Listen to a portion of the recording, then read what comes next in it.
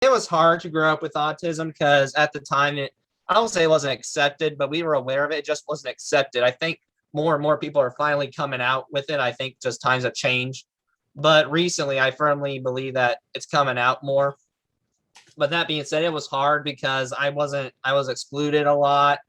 People really didn't take the time for me. I mean, I was well respected, but not, I would say, liked. And now I really don't care either one. I mean, I'm happy to be both, but at the end of the day, I want to spread the stigma of not spread the stigma, but destigmatize the stigma of autism, which is where people don't think we can do anything because we might have to live with our parents or whatever. And that is far from the truth because we do have talents. It's just sometimes society does not appreciate those talents we have. Hello, this is Voice Your Mind podcast from Listening.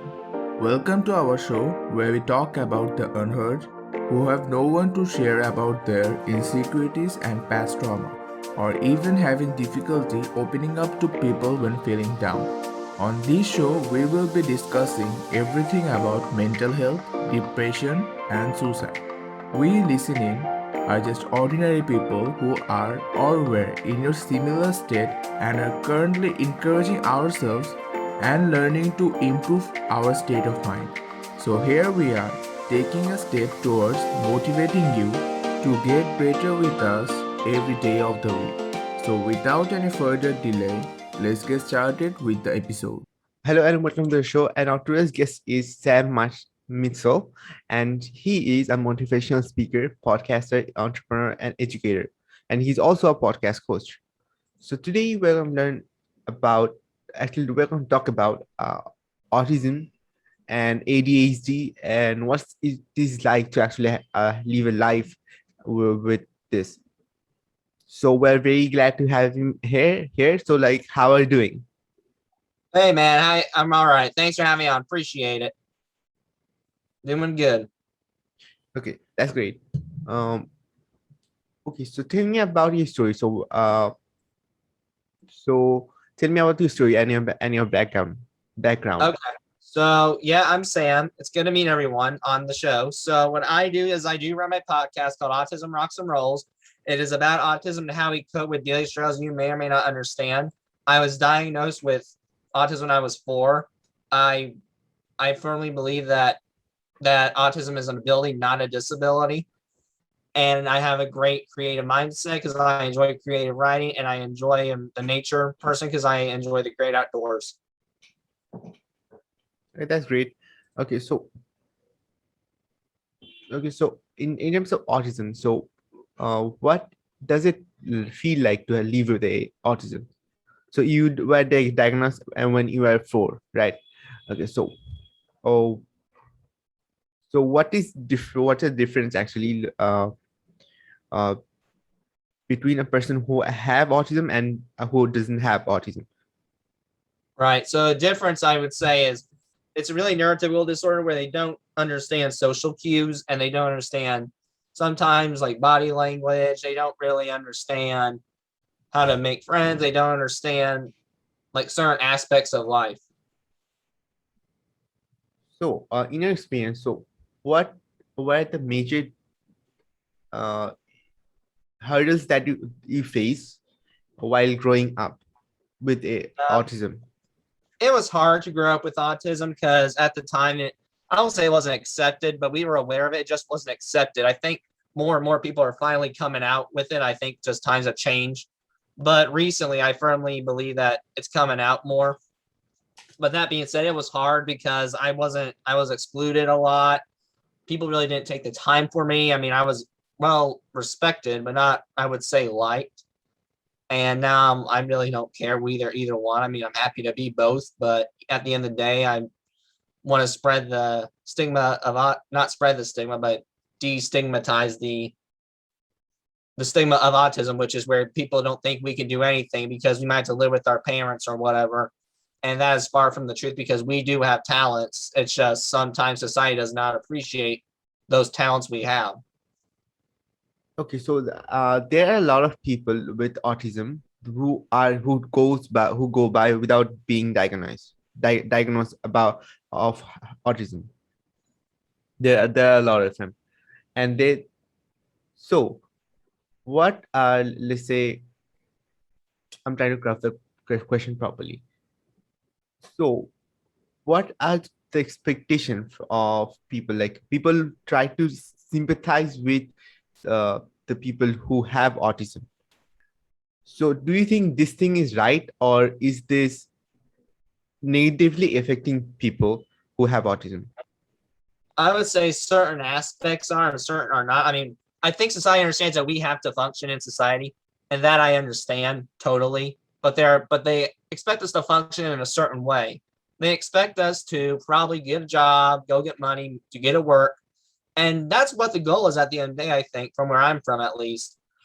But that can't be everybody. I mean, because he can't get a job. Well, we're not worrying with him. He's disabled. Heck with him.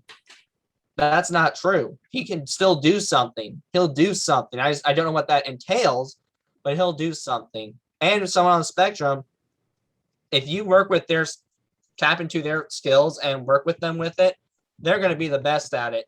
If they are a cook, if they are a cook and the recipe requires 1/4 cup of flour, I can promise you, we will get to that every time. You will not miss it or go over or under a little. Or if we're a detective, we will probably solve every case due to our extraordinary attention to detail. That's interesting. Okay, so what are the most common like specialties, like uniquenesses of, let's say, special abilities of people with autism? Like, let's say, in case of you as well. Probably the best part about it is creativity. I'm like a creative. I'm out of the box thinker, and sometimes the solutions are unrealistic that you probably want to do. But I don't see a problem with it if they're not hurting anyone. I mean, if someone had to climb the roof of their house to get calmness and they could reach it, I wouldn't do it myself. I haven't had to yet, at least, but personally, because it's not hurting anyone or hurting the parents or hurting really not, we're not really hurting the house, but not really hurting themselves. I don't see a problem with it. Okay, other than creativity, okay, are there any special abilities, like the common abilities, when it comes to people with autism? What was it again? I'm sorry. Okay, so like autism is or people with autism have a special ability of creativity, right? So other Yeah. than creativity, what are the most common Oh, okay. extra abilities? Yeah.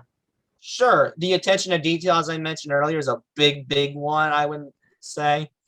I would also say that another big one is probably a big benefit is the heart we have. I mean, we do have big hearts, biggest hearts that I've ever seen. And we want to do the right thing at the end of the day. It's just that sometimes there's a barricade that blocks us from getting there.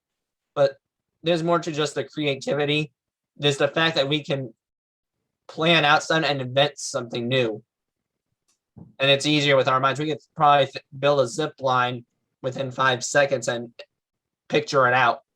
So can you give me one example of attention to detail, like when,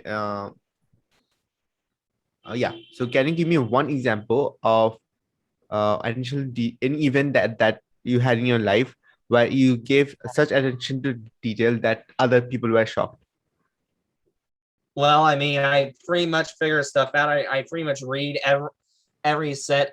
I do miss instructions sometimes, but I do pretty much every set of the instructions. I pay attention to the detail with my speech with an outline, and I think an outline for speech helps. So I use that and I get the details right. I don't memorize it, I'll be honest with you, but I definitely memorize the topics and the content.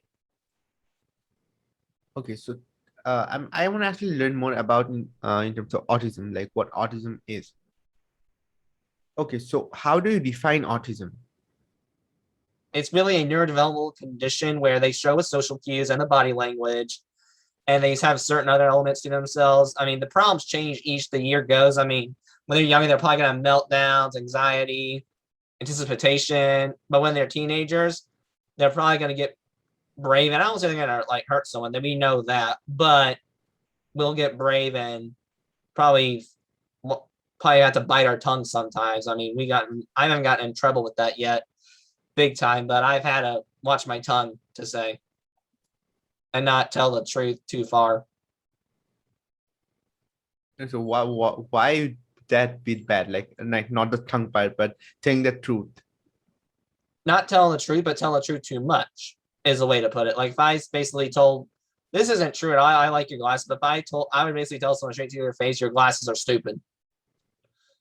And basically not realize like, oh, I shouldn't have said that. That's what I mean. Crossing the line with the truth is the way to say it. Okay, and that's understandable. But what can you see? There are two questions in my head right now. One is can you share one example where when this happened to you, and the second one is can you tell me about the spectrum that people talk about? Like there are people who say autism is like spectrum. Like so Yeah, I can do that. can you tell me both of that? So the spectrum is kind of wide waves. There's the low functioning, there's the middle functioning, and there's the high functioning. Luckily, me, I'm on the high functioning on the end. So I'll probably make it in life to say, but there's low and middle where they're going to have certain struggles. Some of them don't understand certain ways. Sometimes they have, and cut to Kate says, but they have the mind of a 3-year-old, but that doesn't mean that they're not talented. They're in the middle, which means they're just a little slow to develop, but that doesn't mean they're not talented also. But the second question is what was a situation where I had to cross the line? Oh my goodness. Dude, I've done it too many times to count on one finger. But I guess a time where I did say it was basically I basically I'm trying to think I can't remember every time I use it, but I can tell you I've done it. But I basically have told my parents that sometimes an action that they've done or something that they do, I mean, is stupid, in my opinion. I haven't called them stupid, granted, but the The thing that act. they're doing Yeah, is that stupid. act. Okay, got it. Okay, so when it so someone who have autism, they like say things fast. That's right. Like say truth and like say fast. Like they say what they think at the moment. Yep. They say what they think at the moment, and then they don't realize it until either after or not at all.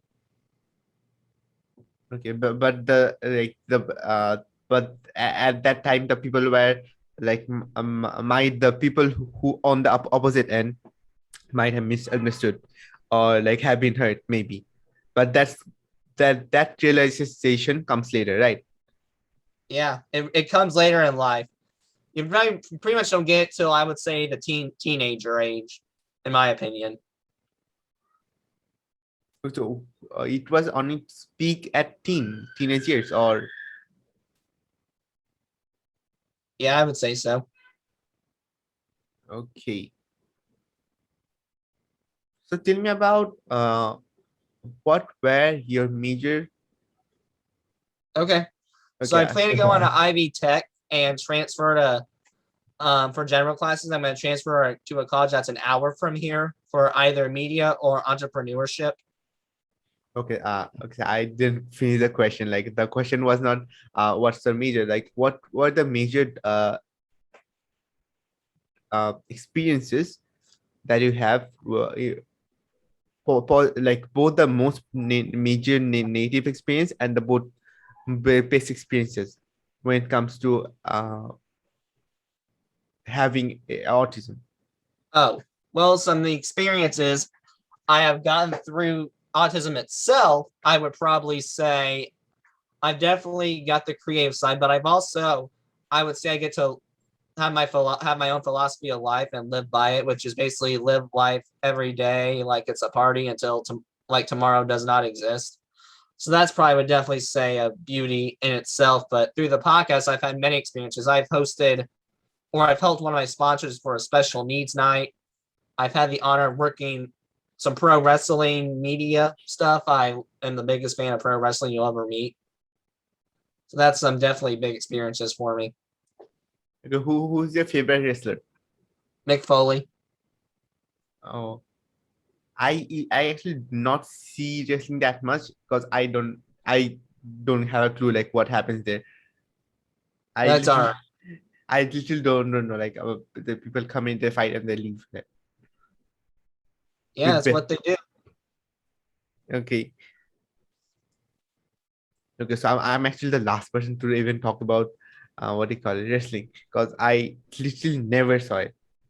Literally Oh, never. it's cool, Unless man. some memes on Facebook, like you know.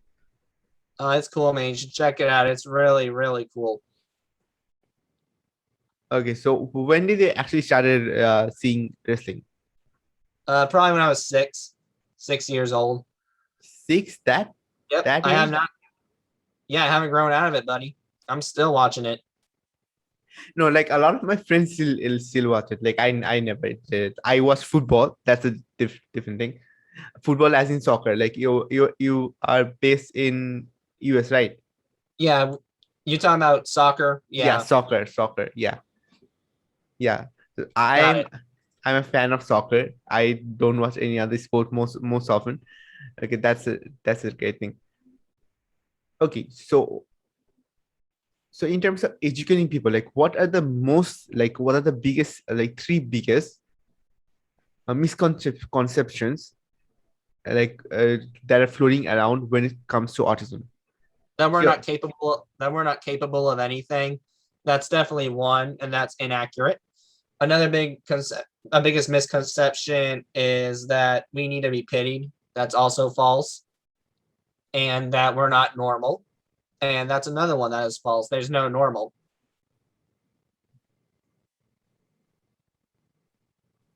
okay. So why do you think like how did this stigma actually grew?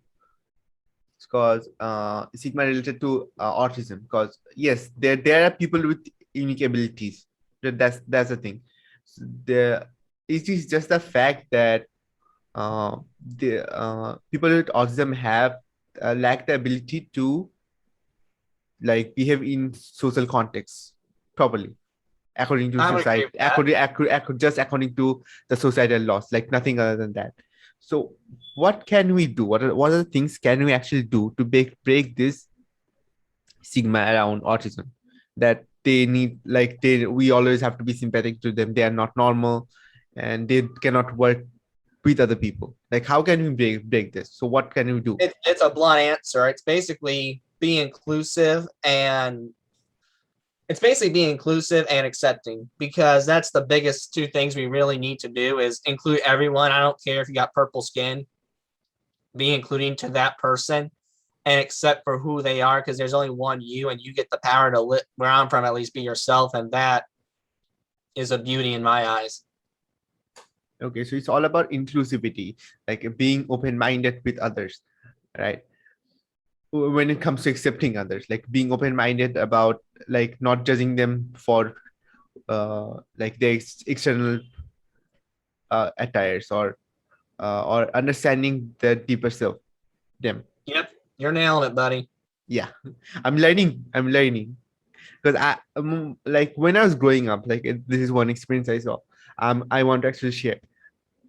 It was on fifth grade, like final exam. On the final exams, we have an exam called PC. It's an government exam that everyone has to pass, or you will not uh, go to like the next grade. That's the thing. So the one question was that how should you treat someone with autism? So the one, yeah, how should you treat someone with autism? Oh, So it's with an respect. okay with respect. There are two options. Like there were four options, and two I remember two of them. One was to be sympathetic to them, and to like treat them like regular humans. Yeah. Okay, so for you, which one is correct? Treat them like humans at the end of the day, because in all honesty, we're not animals. I mean, we're still humans who maybe think a little differently or act a little differently, but that doesn't mean that we're an animal, because we are still capable of doing humanly things. Yeah, the option was like I chose this one. So and the reason I remember this question from the fifth grade is because when I came out the like I so we were checking answers which one is correct or not. Our friend's father said, okay, so you should have chosen the answer, uh, being sympathetic, not just a regular human. I chose the one option of regular, being a regular, behaving like a regular human around people with autism on without autism, because they're just people. Like at that age, I had the idea of that like they are regular humans. However, everyone was teaching that just be more sympathetic with them. Like they're just normal people, right? Like they have some, they're just Yeah, different they're a bit. just people at the end of the day. I mean, they're not anything else. They're just like you, Yeah, but a little different. yeah, absolutely.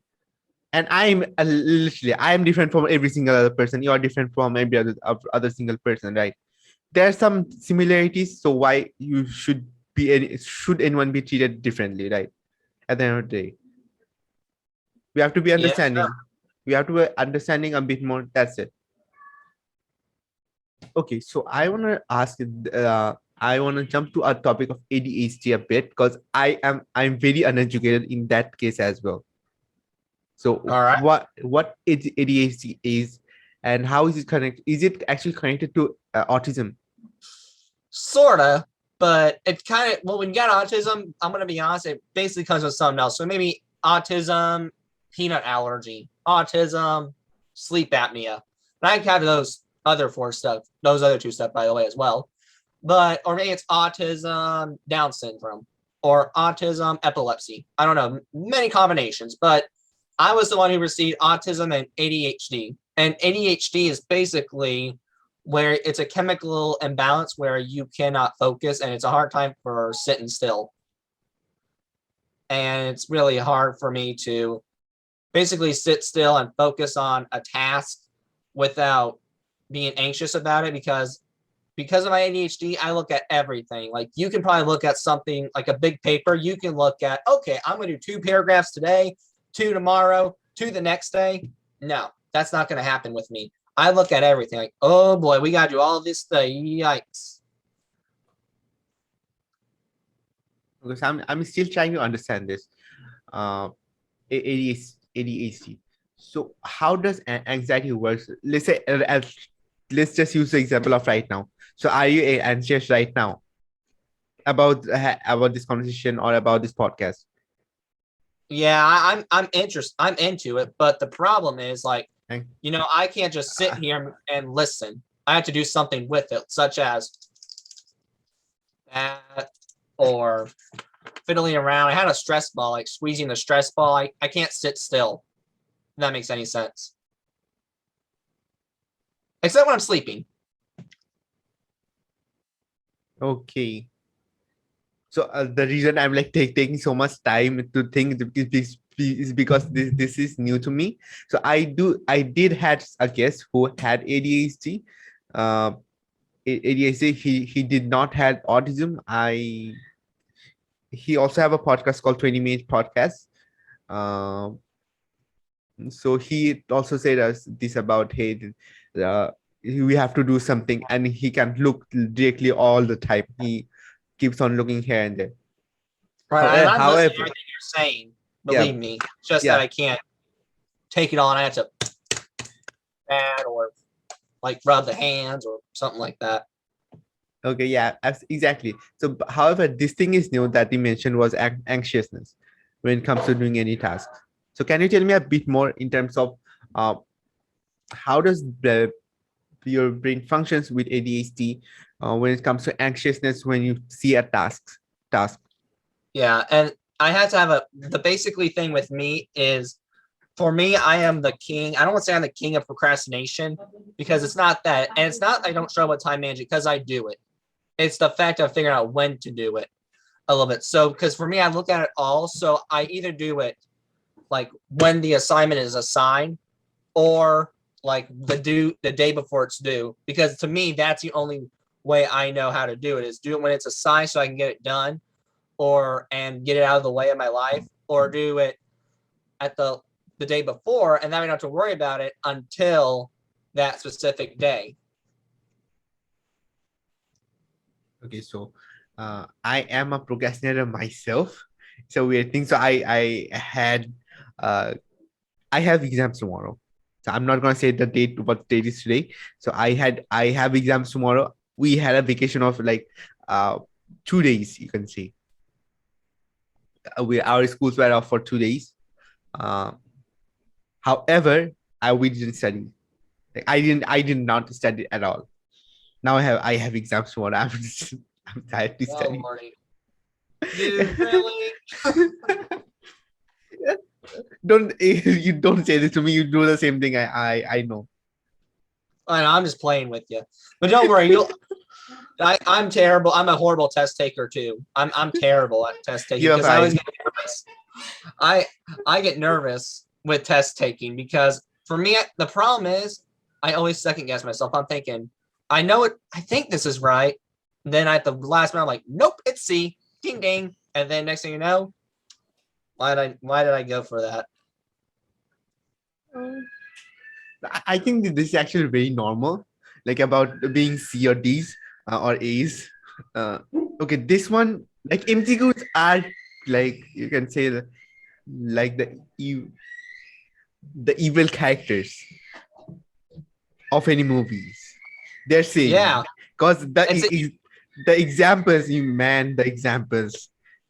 yeah. And the problem is it's always the problem is it always becomes between two. Like it's A or C. And it's like, okay, I know it's not B. I know it's not D. It's one of these two. Which one? Just make the other one sound stupid, and then we'll be good to go. But they don't. They I don't like know. I they. know. Oh, not you, but all the tests. Every single one, like not just at every single MCQs, man. I'd face like it's a great thing. We have a different way of doing exams compared to every single year because of COVID this year. So I'm not gonna like waste time describing the system. However, okay, so are you currently in unis? Well, now I'm sorry. Are you currently in university? Am I kind of receive? Oh, sorry. Are you currently in university? Yeah, I'm currently in a university. I'm in Ivy Tech right now, and to go on the test taking, I take a test a little differently too. The way I'm going to do is I'm going to be in a testing center where it's really quiet because I have to have a quiet space with no people. Otherwise, it's a distraction for me, and there are a lot of distractions basically with testing. Like I'm next thing you know, I'm looking at the guy and I'm trying to be like, what his answers are, and not like cheat. Obviously, I'm not a cheater, but just to match him up with my answers, if that makes any sense. Like, okay, I think it's A. Let's see if he got A too. Okay, just curiousness. Okay, that's also a new thing that I learned. Is it connected to autism or ADHD, or is it a different thing? It's a different thing. It's a different thing, but it's minor compared to autism. Autism really is like the big picture. ADHD is also just part of the puzzle, but it's a littler piece. Okay, so I think this one is different because many people have that. So I personally don't have that. When it comes to, I know that this answer is right, but other than that, okay, let's see. This like I also have this same curiousness about, hey, did he answer the same thing or did I answer the same thing when it comes to the ACs, Right. ARCs, ARCs. It's like, could you make the MC? It's like, Professor, I eliminated 2. Can you just tell me which one it is? I was smart enough to eliminate 2, man. Just give me the other answer. Just give me the half of the mark. That would be great. Yep, Just half. thank you. Have a good day. That's it for today. Signing off, Sam. Yeah. Okay. I hope the teachers would have. I wish the teachers would have done that, but they don't. Yeah. They I don't. didn't get that in high school. Luckily, they eliminated 1 for me, like one of them. So I had, instead of like 4, like A, B, C, D, I had like A, B, C as a way to eliminate the stress. Okay, the teachers would do that. Yeah, in high school. Oh, So we don't have that. Okay. Not in college, but in high school. Oh, got it. But still, there is always an answer of like A, B, or C's. Like Yeah, that thing really, it still exists. Like it really doesn't matter if you remove the extra D or not, because it's between B or C's. B or C. Is it B or is it C? Is it B or is yeah, it C? Like it is. Anyways, like let's go like let's not go deep into this exam thing, because no one knows how this thing works. It still does exist right now. yeah. Okay, so do you think like is the education system right now is favorable to anyone? Like let's say, because I don't see it is favorable to even common people. Yeah, it's not. Sometimes autism is not favorable, in all honesty. But sometimes I don't think people could say it's special treatment, but it's not. It's really just a helpful source, in my opinion. I encourage anyone to use their sources. So one thing. So what was the uh, in your lifetime? Okay, it does not need to be connected to you. Okay, it needs to be connected to you with you. However, so what was the best experience that you ever had in your life? Oh, the best experience I've had in my life was having the honor and the privilege of probably anytime I take a vacation. That's really a good time of my life, really. Any vacation we've taken, like to Texas, Florida, Kentucky, Tennessee, let's see, Virginia. Oh my God, man. It's like vacations to me are like a holiday. I mean, I've been to the Edgar Allan Poe Museum. I've been on a fishing trip with my father. I've been to Washington, D.C. to see the Jefferson Memorial. I've been, I went to Destin a couple of times. I've went to the Mega Caverns. I've seen the Alamo and many other museums. I mean, it's just a blast every time I'm on vacation. So to answer your question, it's not really experience because I can't pick one vacation that stands out, but it's experiences and to see something new for a little while. That's the best, man. Love it. So I'm actually jealous of you right now, because I literally have not visited any of those places yet, and literally almost no places. Yeah, it depends on what you like, really, for me. But if you like fishing, bro, go to Destin, Florida. Go to Fort Walton and Destin. That's one of the world's luckiest fishing villages. But I'm telling you, they got some pretty good fish. And Mississippi, Batesville, Mississippi. If you like crappie fishing, that's where to go too. I'm that's one of my hobbies. I don't love fishing, but I do like to fish. Okay. I don't know any of my, like I have not tried it yet, fishing. So I have to see if I like it, because I'm like you. I'm also like open to trying all new experiences. Yeah, I want to go skydiving. Always wanted to top out of an airplane, hop out of an airplane and go bungee jumping because Okay. I'm nuts, probably, but also because I love heights. That's another thing of mine. I love heights. I'm always the guy who the first guy hopping on the roller coaster. You can get me on there, and I'm going to be having a blast. I'm actually, I wouldn't say I'm the opposite. I have a height phobia, but I do want to do skydiving. Yeah, I feel like if you got the right people, you're good to go. Honestly. Okay, I hope that I really the thing is, I don't know about you. So I am open to every single new experiences. Like literally anyone. Oh yeah, me too. Me too. I mean, as long as they don't like hurt me, we're good to go. Okay. Till the And I day. feel safe. Absolutely. Absolutely. No one you're not one of the thing is like you're not gonna jump from an airplane or like plane without any parachute.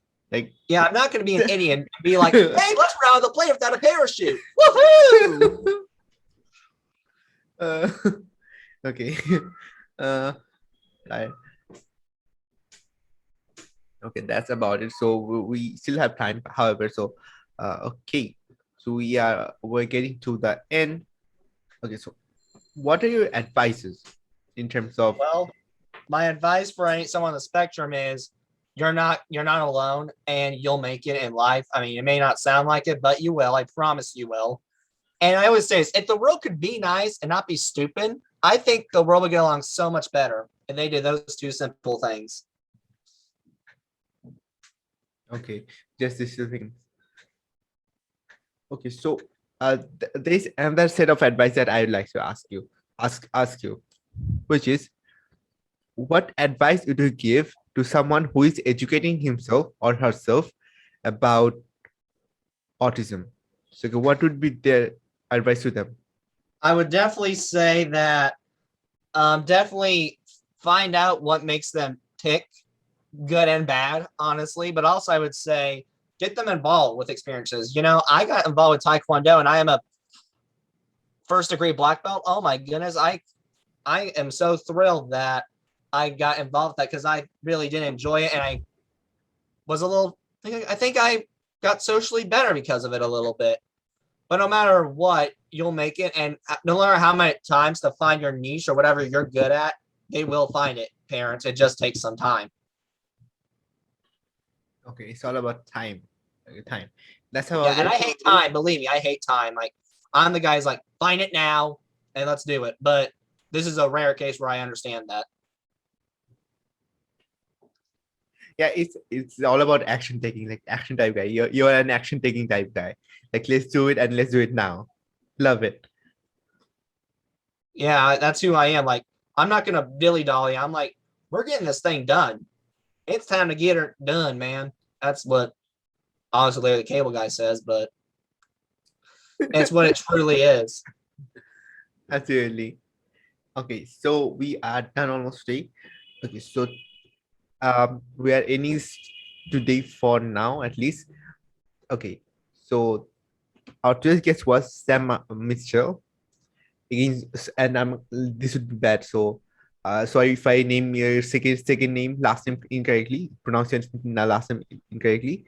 So our today's guest was Sam Mitchell, and he is motivational speaker, podcaster, entrepreneur, educator, and a podcast host.